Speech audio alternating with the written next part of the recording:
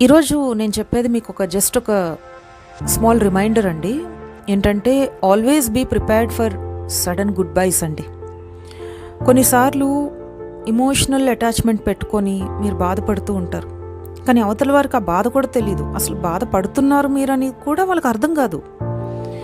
So ఉండేది ఒకటే life, మీకైనా నాకైనా ఎవరికైనా.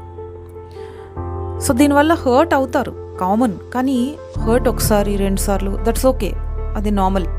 కానీ మళ్ళీ మళ్ళీ మళ్ళీ హర్ట్ అవుతూ బాధపడుతూ అలా ఉంటే దీనివల్ల మీకు టైం వేస్ట్, మీకు తెలియనటువంటి ఒక stress,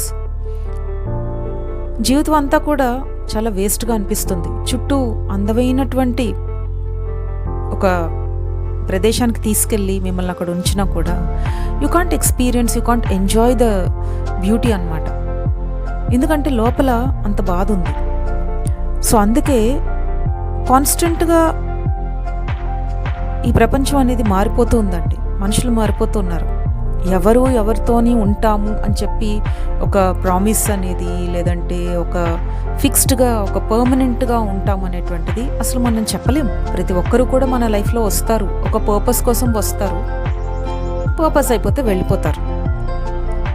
that's all, nothing last for ever. అయితే దానికి మీరు ప్రిపేర్డ్గా ఉండాలి.